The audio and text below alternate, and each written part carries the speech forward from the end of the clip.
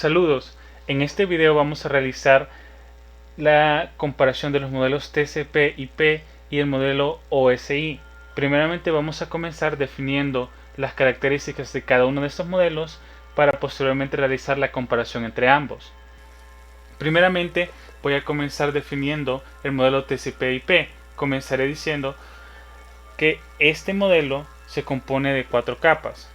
La capa de acceso a la red, el cual controla los dispositivos del hardware y los medios que forman la red. Segundo, la capa de internet, que determina la mejor ruta a través de la red. Tercera, la capa de transporte, admite la comunicación entre distintos dispositivos de distintas redes. Y cuarta, la capa de aplicación, representa los datos para el usuario más el control de codificación y de diálogo. Cabe destacar en general que el modelo TCP/IP es un conjunto de protocolos que permiten la comunicación entre los ordenadores pertenecientes a una red. La sigla TCP/IP significa Protocolo de Control de Transmisión, Protocolo de Internet. Proviene de los nombres de los protocolos importantes incluidos en el conjunto TCP/IP, es decir, del protocolo TCP y del protocolo IP. Ahora bien, continuando con la siguiente capa, la capa de red es la primera capa de la pila TCP/IP. Ofrece la capacidad de acceder a cualquier red física, es decir, brinda los recursos que se deben implementar para transmitir los datos a través de la red. Por lo tanto, la capa de acceso a la red contiene especificaciones relacionadas con la transmisión de datos por una red física, cuando es una red de área local, red de anillo, Ethernet, FDDI o conectada mediante línea telefónica u otro tipo de conexión a una red. La segunda capa, la capa de Internet. La capa de Internet es considerada la más importante, ya que esta define los datagramas y administra las nociones de direcciones IP. Permite enrutamiento de datagramas, es decir, paquetes de datos, a equipos remotos juntos con la administración de su división y ensamblaje cuando se reciben. Ahora bien, esta capa también incluye funciones de protocolos IP, define un paquete y un esquema de direccionamiento, transfiere los datos entre la capa de Internet y las capas de acceso a la red, enruta los paquetes hacia los hosts remotos. A veces se considera a IP como un protocolo poco fiable. Esto no significa que IP no enviará correctamente los datos a través de la red. Llamar al IP protocolo poco fiable simplemente significa que IP no realiza la verificación y la corrección de los errores. De esta función se encarga TCP, es decir, el protocolo de la capa superior, ya sea desde las capas de transporte o aplicación. Ahora, la capa de transporte proporciona servicios de transporte desde el host de origen hacia el host de destino. En esta capa se forma una conexión lógica entre los puntos finales de la red, el host transmisor y el host receptor. Los protocolos de transporte segmentan y reensamblan los datos dados por las capas superiores en el mismo flujo de datos o conexión lógica entre los extremos. La corriente de datos de la capa de transporte brinda transporte de extremo a extremo.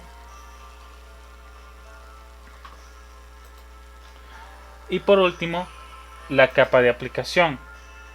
La capa de aplicación del modelo TCP/IP maneja protocolos de alto nivel, aspectos de presentación, codificación y control de diálogo. El modelo TCP/IP combina todos los aspectos relacionados con la aplicación en una sola capa y asegura que estos datos estén correctamente empaquetados antes de que se pasen a la siguiente. TCP/IP incluye no solo las especificaciones de Internet y de capa de transporte, tales como IP y TCP, sino también las especificaciones para aplicaciones comunes.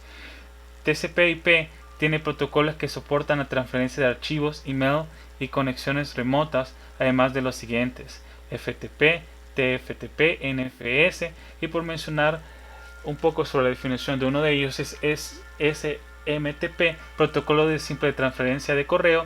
Administra la transmisión de correos electrónicos a través de las redes informáticas. No admite la transmisión de los datos que no sea forma de texto simple. Vamos a continuar explicando un poco sobre el modelo OSI.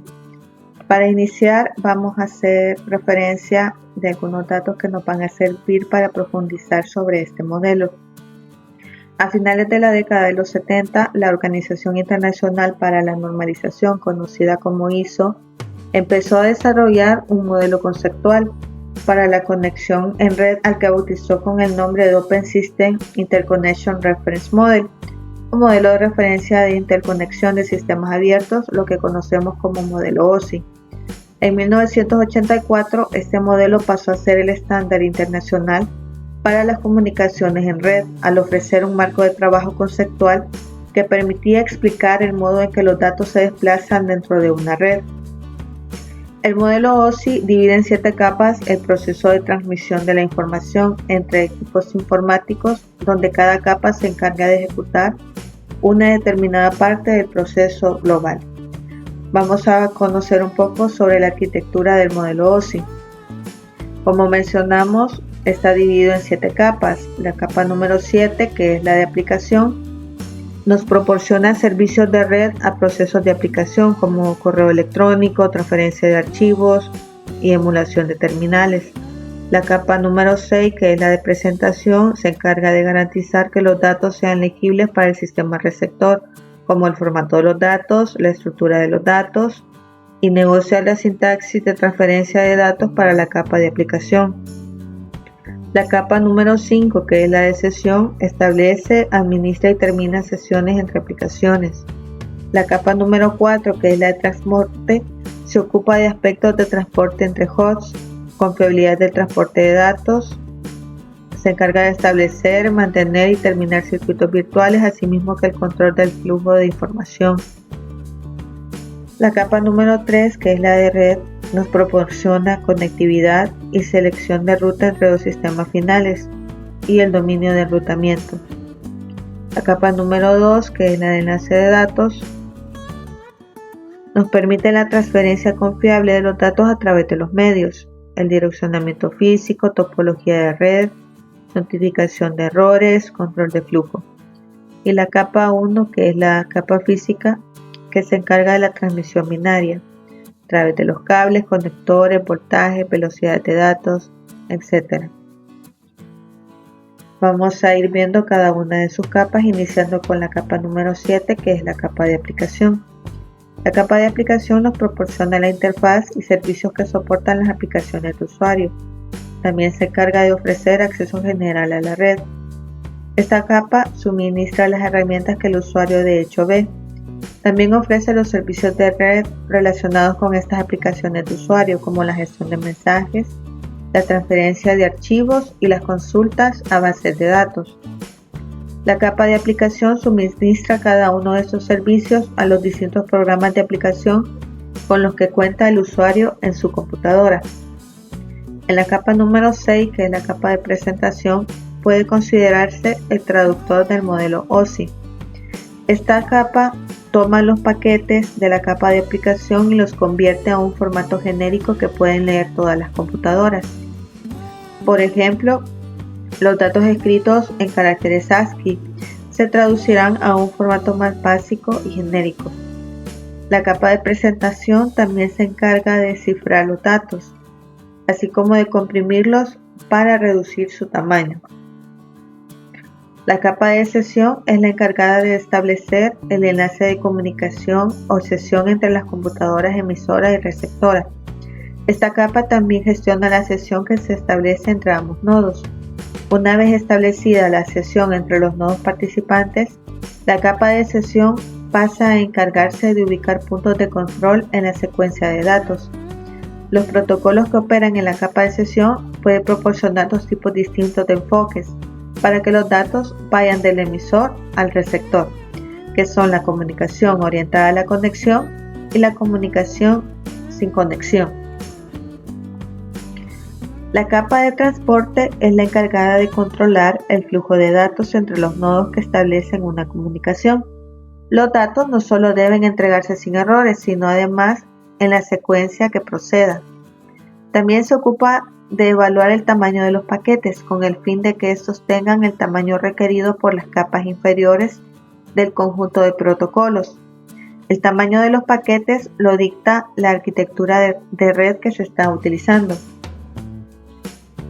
La capa de red encamina los paquetes además de ocuparse de entregarlos. La determinación de la ruta que deben seguir los datos se produce en esta capa, lo mismo que el intercambio efectivo de los mismos dentro de dicha ruta.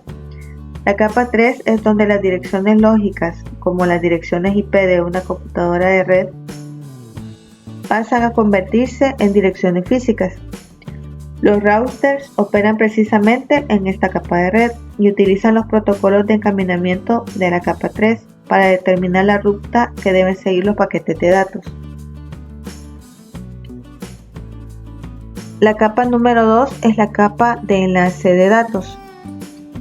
Cuando los paquetes de datos llegan a la capa de enlace de datos, estos pasan a ubicarse en tramas, conocidas como unidades de datos, que vienen definidas por la arquitectura de red que se está utilizando.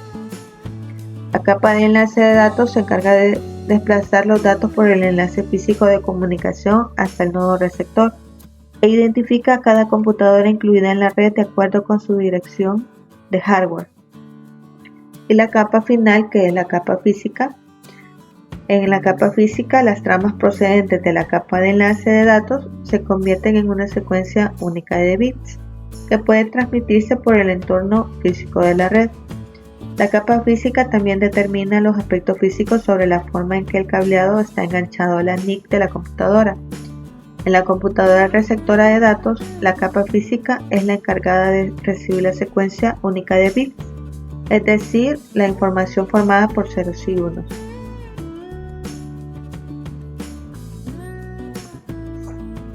Después de haber visto el modelo TCP/IP y el modelo OSI, vamos a hacer una comparación entre ellos.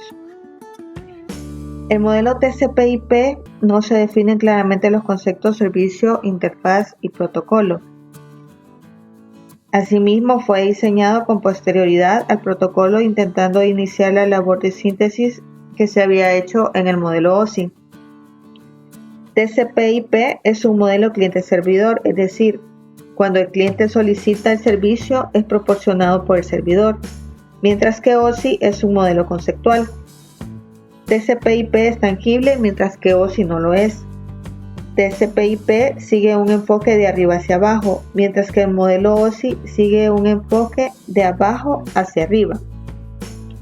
En el caso de OSI, primero fue el modelo y después los protocolos, mientras que en TCP/IP el orden fue inverso. El modelo OSI es más elegante y está menos condicionado por ningún protocolo en particular, y se utiliza como modelo de referencia para explicar todo tipo de redes. Las redes broadcast no fueron previstas inicialmente en la capa de enlace del modelo OSI, por lo que se tuvo que insertar la subcapa MAC para incluirlas. Otro problema fue que no se había previsto la interconexión entre redes diferentes, cosa que constituye el alma del modelo TCP/IP. El modelo OSI, como bien lo hemos visto, tiene 7 capas, mientras que el modelo TCP/IP tiene 4.